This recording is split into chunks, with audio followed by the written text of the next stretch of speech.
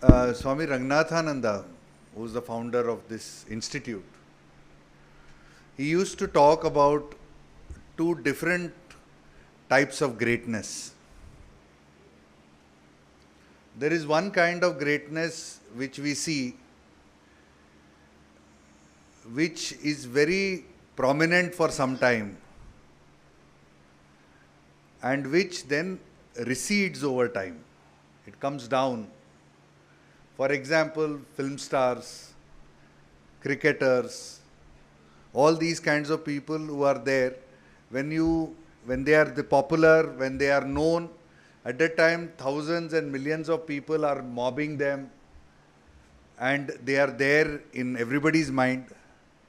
But 10, 20 years later, 25 years later, another generation of cricketers have come, another generation of film stars have come and they have gone away. So for them, their greatness recedes in time, it comes down over time. But there is another class of people whose greatness increases over time. For example, if you take Jesus Christ, when he came 2000 years ago. At that time he was crucified. But from then onwards his greatness and his influence went on increasing. Same with Buddha. Same with some of the greatest people in history. We find that when we are trying to understand Swamiji, we have to understand him in the light of the second kind of greatness. Because Swamiji's relevance and importance in the world will not go down, it increases over time. So if he was relevant in 1893, he is much more relevant today. And he will be even more relevant 100 years from now. And his importance and the criticality of what he said to the problems of human life will become even more important in the years to come. Therefore, when we are trying to understand Swami Vivekananda, and we have heard a little about his Chicago address, we have heard about what he kicked off. He put, in a sense, the first bomb into the world of a new set of ideas, a new vision for mankind on September 11th, 1893. After that, he put many more bombs, many more thought bombs, many more powerful new seeds of a new civilization. He did it for 3 years. First there, then he came back to India. He did it in India, in his lectures from Colombo to Almora, across the country. Again he went back to the West. He did it again. So over the next few years, he spread and he poured these seeds into the world consciousness. These seeds are slowly, they are not just seeds, they are bombs actually, because they are transformative in nature.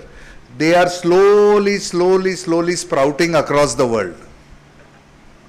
And as they are sprouting across the world, they are beginning to, you will find that the fruits from these trees, the seeds he has put, out of them will be formed plants, trees of various kinds. And the fruits from these plants will actually give, thousands and millions of human beings, food for their hunger, and it will actually help them in their times of distress. How is this happening? What is this process that is happening?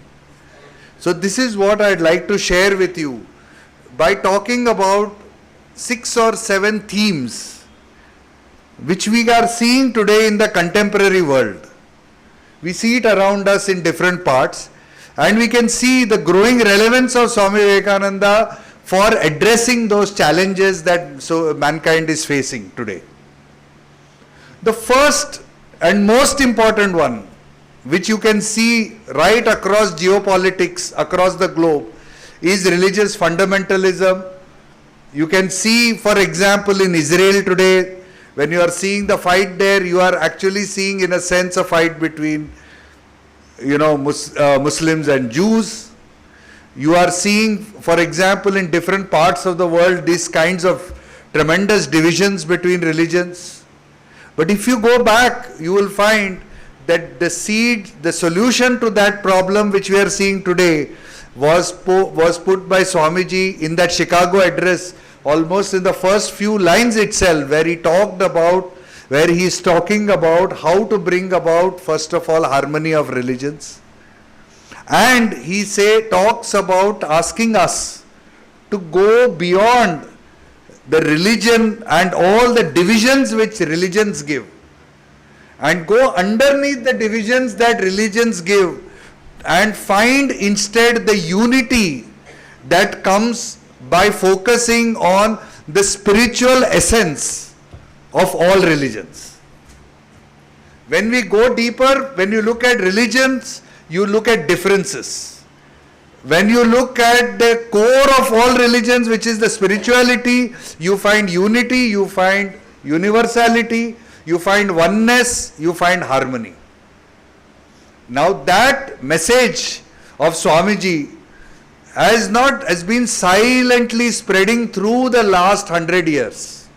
You find that this idea of spirituality is not only in India, you find it spread across the West. You find it in many, many places, in many countries, for example. For example, if you find in Europe, you find churchgoers have come down. But the number of people who are interested in spirituality have gone up. And these are people because that message of spirituality has increased. And not only that, it is the same message of spirituality which Swami Ranganathananda put in a wonderful phrase. He says that we need to move from static piety to dynamic spirituality. What did he mean by static piety? What he meant was that we, instead of being just simply having empty religiosity, just going to temples, coming back and not allowing it to impact our lives, he talked about saying that you need to have a dynamic spirituality, which is an idea proposed, which was the message of Swamiji in a sense to the world. And that dynamic spirituality which you see is what will give us also strength.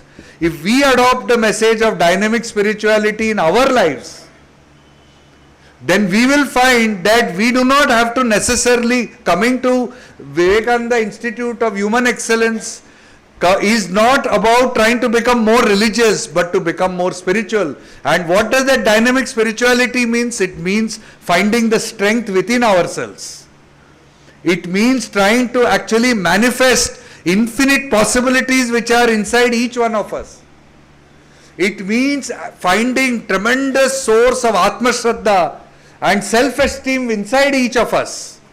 It is about manifesting all those inner qualities in us, heroism, strength, courage, all those qualities which allows us to not only face life's adversity, but also achieve so many great things in our life. In fact, every one of us in this room, many of you here, are secretly searching for that sauce, that secret sauce for success, for achievement, for that secret sauce Swami Vivekananda already gave. And that is actually finding the seed of dynamic spirituality inside each one of you. So when you come to these places, when you search for dynamic spirituality and when you try to find it in yourself, that is when it awakens, then therein lies, for example, the secret sauce that will make you also successful. So that also was the message of Swami Vivekananda 100 years ago. Next, when you look around, you find that it is not only about this whole religious conflict that you see around us, but you see something else happening. You also see that there are narrow ideals across us in society.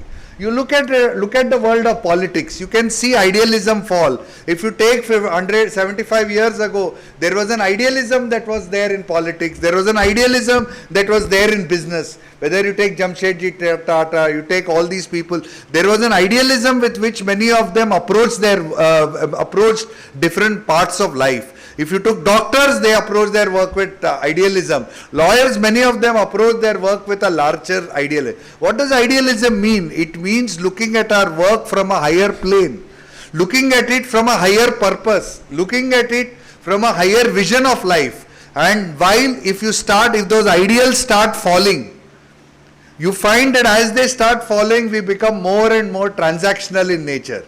Everything is only about give and take of money.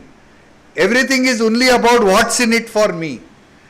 Now, if for example you find that idealism falling in a doctor, it affects us when we go to a hospital. In a hospital, when you go, suppose you have some near and dear one going to the hospital, you don't want a doctor who is transactional, who is all the time seeing how to make money out of you by trying to send you for more tests. You want a doctor who has some idealism in him or her. Similarly, if you go to a lawyer, you don't want a lawyer who is trying to extract out of you and go there and try to have more and more hearings and stretch the case instead of giving you a positive outcome. You want a lawyer who is going to have some kind of idealism in that lawyer so that he is able to do what is good for you. If you go to a school, if you go to a coaching class, you don't want a teacher who is going to be transactional and who is going to have narrow ideals, who is going to sit down there and try to only extract money out of you without trying to impart in you education, impart in you self-confidence, give you the ability to do well in your exams. At that time you want a teacher with some kind of idealism which is there. If you go, for example, to a government office, you don't want a government servant who is going to sit there and deal with you in a way where for every small thing which is his duty, if he is going to extract money from you and say, unless you give me a bribe, I will not work for you. You don't want that kind of a bureaucrat working with you, right? At that time you want idealism in others. Similarly, others want idealism for us. We don't have idealism, we cannot expect idealism from others. If we do not carry high ideals, we cannot expect others around us to carry high ideals. So if we want to rebuild that idealism in society, that idealism again starts with us. And that message of idealism, that message that we need to live for great ideals, that message Swami Vivekananda reawakened in our nation 100 years ago. He reawakened it and he asked, and it is that idealism that inspired hundreds of freedom fighters to lay their life down for the country. It is what made Subhash Chandra Bose fight for the country. It is what gave so many different, it in fact made even Mahatma Gandhi say that his love for the country, Mahatma Gandhi said that after reading Swamiji, my love for my country went up 1,000-fold. So it inspired thousands of freedom fighters to stand up, give up comfortable lives, give up life only of empty and small success and go out there and serve the country and try to attain independence for us.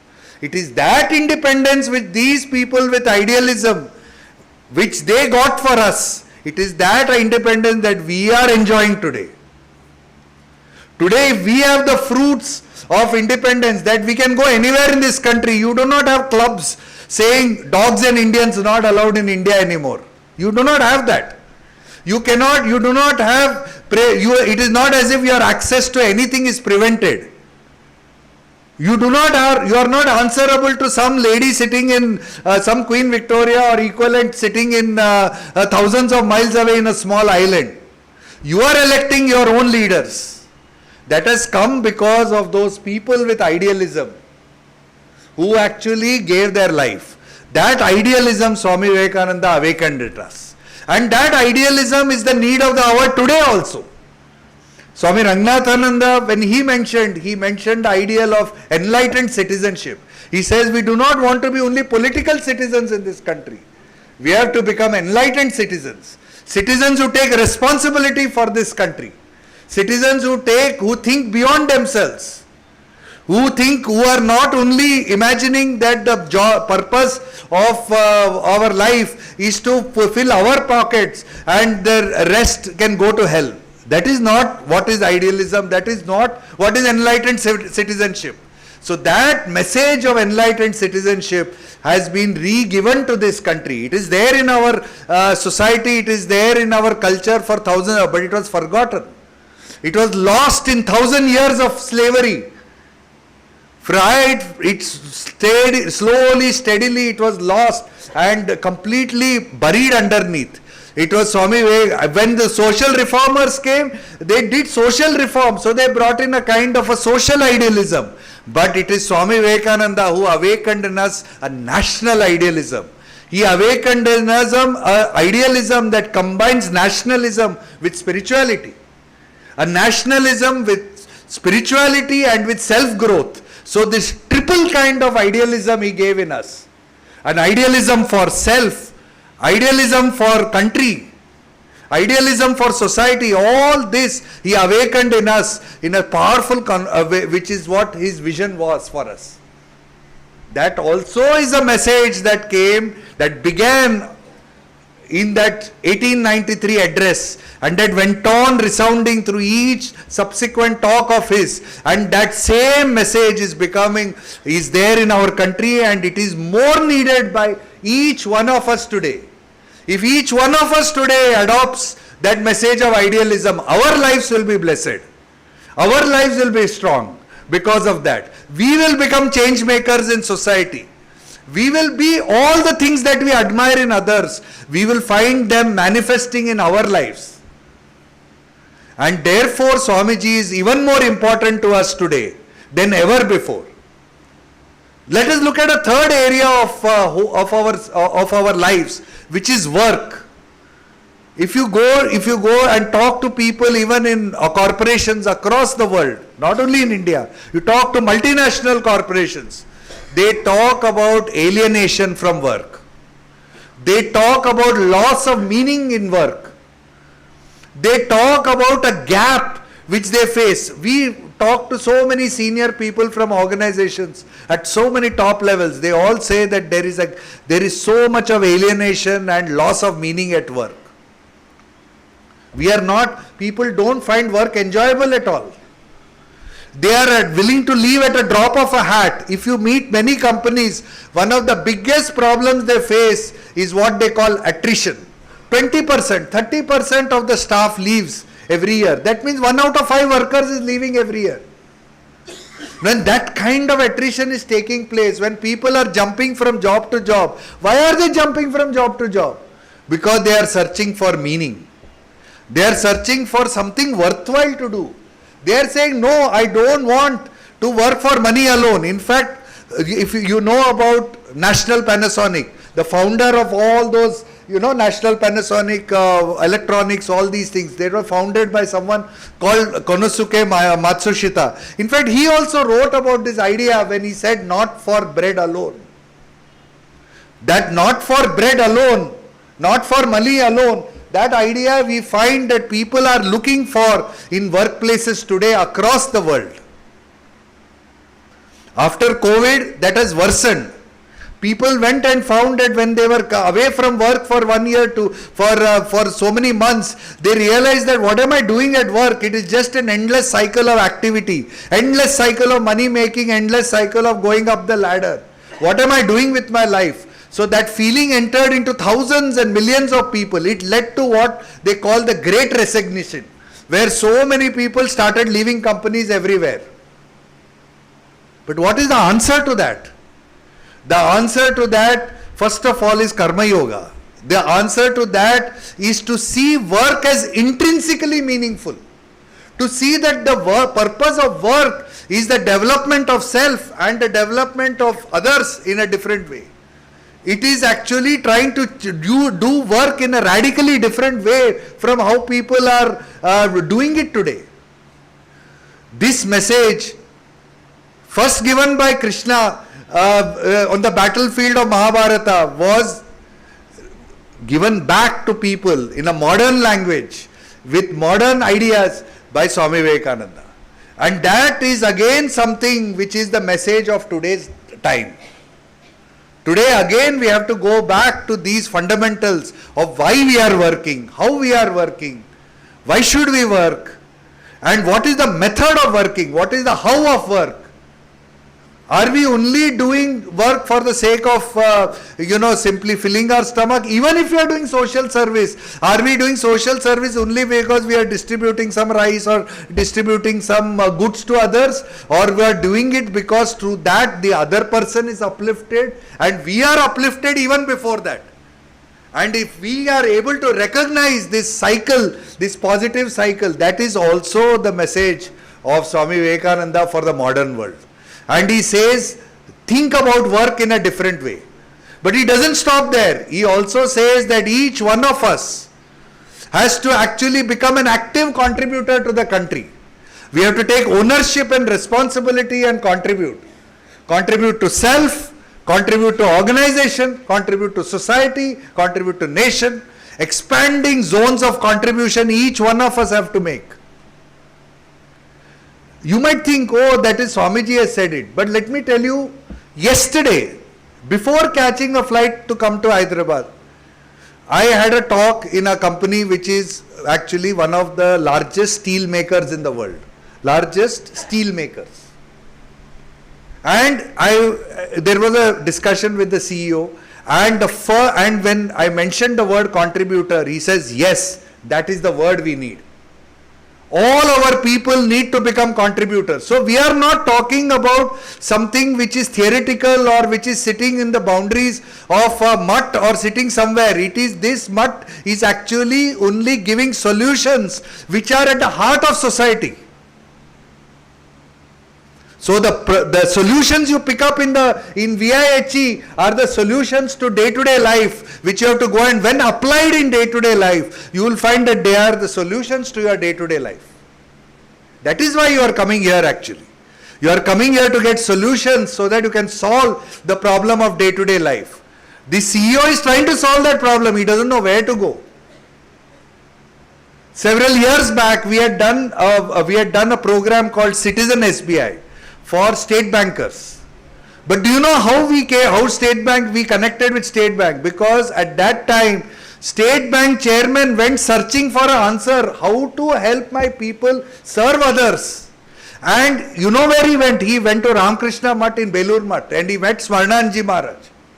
He met Revered Smarnanji Maharaj, and like that one by one they found, and that is how finally we connected with him. And then he said, yes, can we now do it for all our people? Can they teach him why I must serve? Because every employee otherwise thinking, why should I serve others? Let me only go there for my own benefit.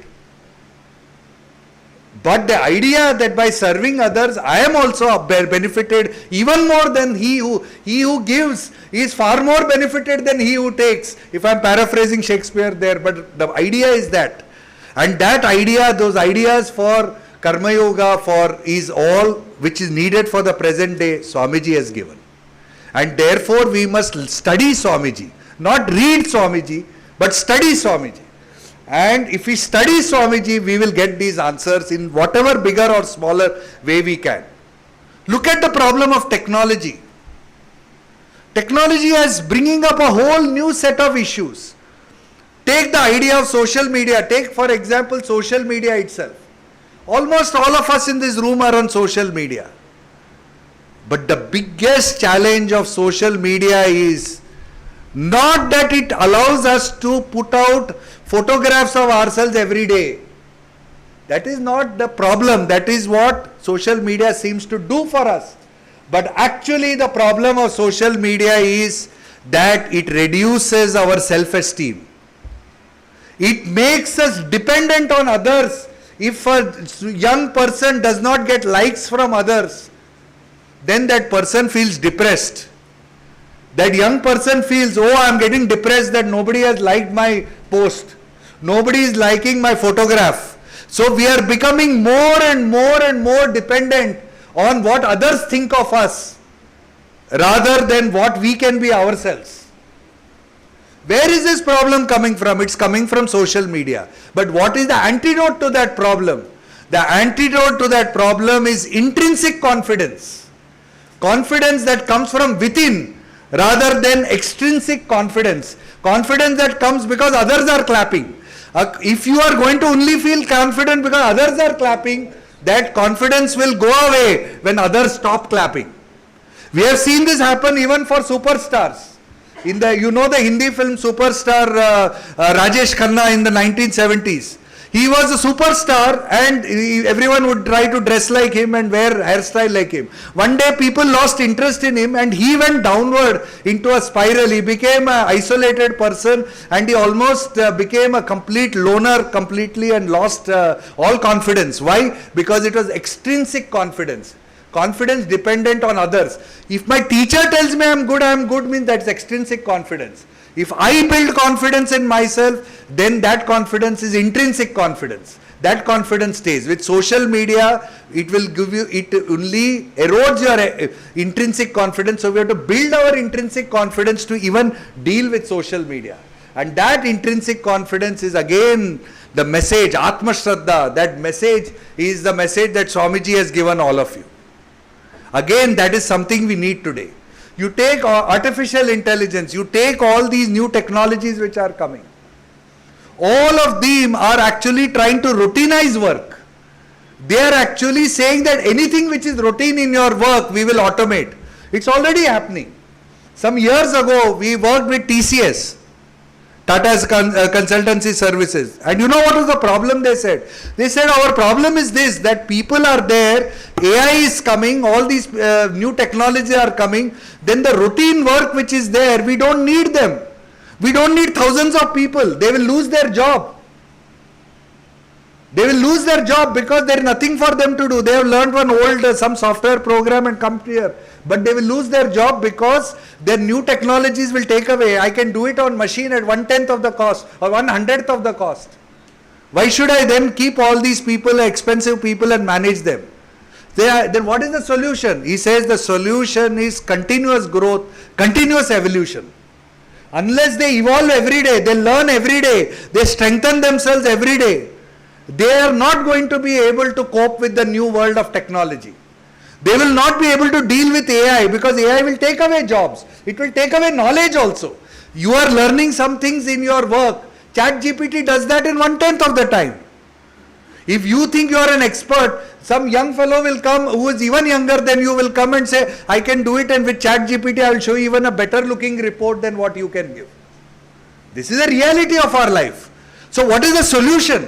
The solution is continuous growth, continuous evolution. That too is the message of Swamiji. That too is the message that unless there is continuous growth and evolution, unless there is a continuous desire to actually grow in every way that we do, that is also something that we all need to learn. You take education for example. You see the latest books on education which are there in the top universities in the world. If you take for example University College London for example, it is considered to be #1 in education according to world rankings, educational world ranking. You see the textbooks they are using, and in the textbooks you see the content. They are all slowly step by step coming towards Swamiji's vision of education. That education, how education comes from within, how education is a process of discovery, how education is a process of assimilation of knowledge. These ideas of Swamiji which you see, Swamiji has just given it in one quote. Whole theories are being written on it now across the world. People from various countries are starting to write on it. He just finished off all these topics. Therefore I say we cannot read Swamiji. We should read Swamiji when we want to be inspired today. But if we want to build our life for tomorrow, we should not only read Swamiji. We have to study Swamiji. And when we study Swamiji, we will find in every paragraph some solutions to our problems and to our issues. And the more the world will start discovering Swamiji, the more the world will study Swamiji, the more it will find in every page seeds which are there as solutions to the problems of today and the problems of tomorrow. Not the problems of yesterday. If 20 years from now, I am making a very important statement. If 20 years from now, all of you are young, if 20 years from you, each one of you want to be modern 20 years from now. 20 years from now, don't forget there will be three more generations of young people who have come behind you. Now already there is generation X, Y, Z, so many millennials, so many generations. There will be some other LMNOPQ generations that will come after you. They will have a new language. They will have a new method of talking, new jargon, new technologies, and they will beat you to it. At that time, if you want to be modern 20 years from now, the answer to be modern 20 years from now is to study Swamiji today. If you study Swamiji today, you will find in them the ideas that will make you contemporary tomorrow, because their ideas are so deep. And each idea as it comes out will help you solve so many problems in the years to come. So my message to you, my friends, is this: that Swami Vivekananda's greatness is growing over time.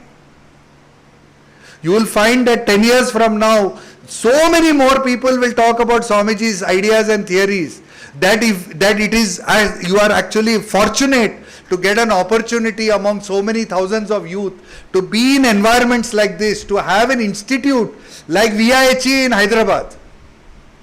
We don't even have such institutes in other cities. To have an institute like that, to have people dedicated to pouring and sharing Swamiji's ideas to you in your own language, in your own, along with your friends, this is an opportunity of a lifetime. Please take it, because Swamiji is going to become even more important tomorrow than he was today or he was yesterday. Thank you very much.